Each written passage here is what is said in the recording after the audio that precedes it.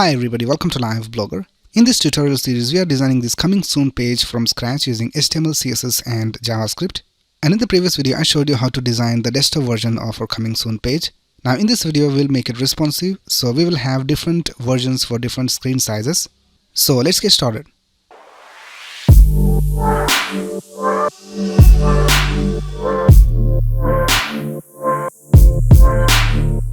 Now first of all, I will just right click over here and go to inspect. And you can just click on this button called toggle device toolbar, and you will have this view where you can switch to different screen sizes. So just click on this option and go to responsive, and now you can go ahead and increase or decrease the width of your screen. Right now let's start with the responsiveness. So let's go back to our CSS. Now before getting started with our responsive design, I just want to make a little change in our CSS. So I just noticed that the background color of this image and the background color of the body doesn't match correctly. So the background color of the image is not exactly black. So if we go back to our CSS, we can see that we have given a background color of black to the body. So I'll just change this color to 060000. Right now it's the correct color. Right now let's decrease the width of the screen and let's see what is the first breakpoint that we need to have. So here we can see when we are less than 1100 pixels, we need to make some changes in the design. By the way, you can see the width over here. So let's add our first breakpoint at 1100 pixels and less.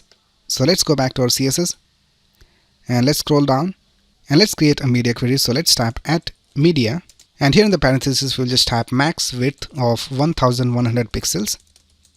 And the first thing we will do is we will change the font size of this heading. So let's type my container h1 and we'll set the font size to 70 pixels. And now we can see we have a smaller font size for our heading.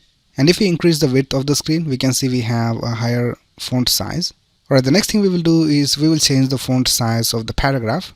So let's go back and here we'll just type my container p and we'll set the font size to 20 pixels, and that looks alright. Now let's change the size of these units and values. So let's go back and let's type my container counter unit container value, and for the value we will set a font size of 40 pixels, and let's also change the font size of the unit. So I'll just type my container counter unit container unit, and we'll change the font size to 18 pixels, and then we'll also change the size of these images. So let's go back, and the images are inside the social division. So here we can see we have this division with the class of social. So let's target that. I'll just type my container social img, and we'll set the height to 48 pixels, and let's see what is the margin between these icons. So if we go back to our CSS and let's scroll up, and here we can see for the margin right we have 50 pixels. So let's reduce that a little bit. So here I'll just type my container social a, and we'll set the margin right to 30 pixels. Alright, that looks alright. Alright, now the last thing we will do for this screen size is we will change the height of this image over here on the left. So let's go back and let's type my container left img, and we'll set a height of 550 pixels, and that looks pretty alright. So if we go back to the other screen, we can see we have a different design, and if we decrease the screen width, we have a different design. Right now let's go ahead and check out the next breakpoint that we need. So we will have the next breakpoint at less than 960 pixels. So here we can see this is the width. So let's create a new media query. So let's go over here and let's type at media max width of 960 pixels. Now for the screen size, we will set the font size of the heading to 60 pixels, and we'll also change the font size of the paragraph to 18.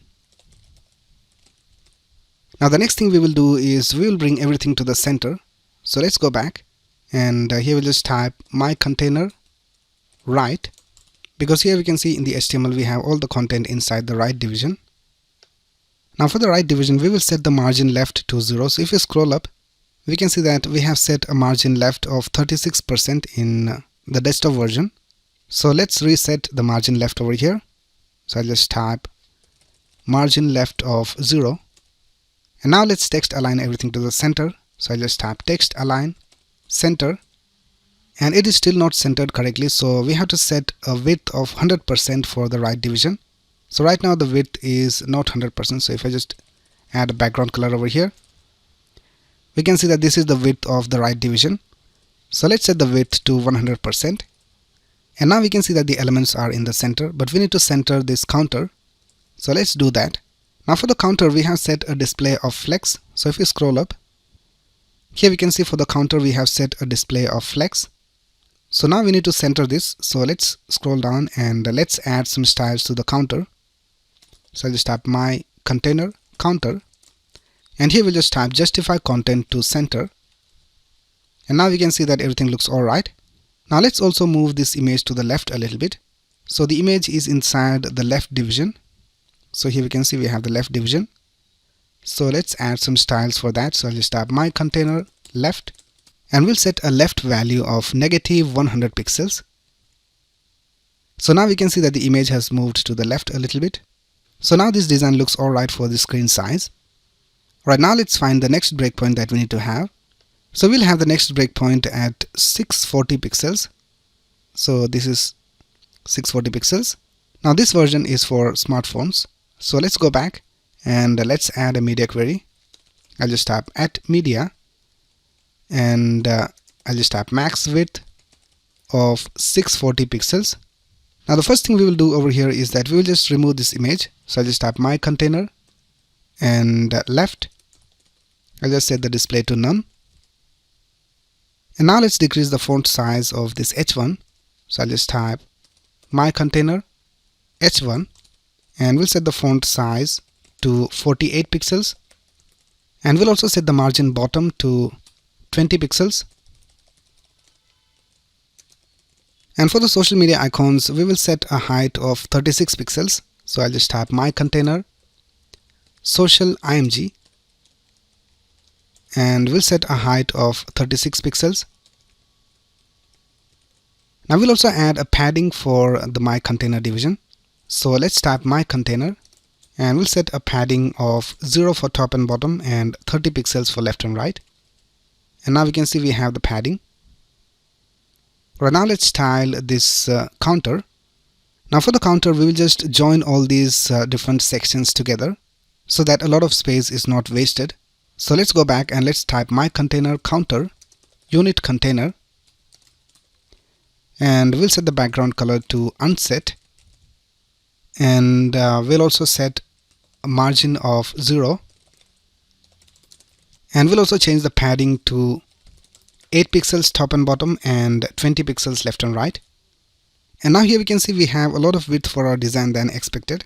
Now the problem is that we had added this padding to the my container. So here we can see for the my container we have added a padding of 30 pixels. So it is being added to our width. Now to stop this from happening, you have to add a line of code. So let's scroll up, and here we will just select everything. So I just type asterisk, and here we need to add a line of CSS, box sizing and border box. And now we can see we don't have extra width. So what this line of CSS does is that it will include the padding inside the width of our element. Right, so now let's keep styling our counter. I'll just change the font size and the color of these units and values. So here I'll just type my container counter unit container unit, and for the unit we'll set a font size of 16 pixels, and we'll set the color of the text to EDE580, and for the value we'll just type my container counter unit container value, and we will set the font size to 30 pixels, and we'll set the color of the text to white. So that's it with our mobile version. So this is how it will look on a mobile device, and if we increase the width, this is how it will look on a tab, and this is how it will look on a larger device, and then this is how it will look on a desktop. So that's basically it with the responsive version of our design. Now in the next video we will add some JavaScript and make this countdown timer work. So that's it for this video. If you have any doubts you can ask in the comments below, And if you like this video, please click on the like button and subscribe to this channel to get the latest video updates. Thanks a lot for watching. Have a nice day.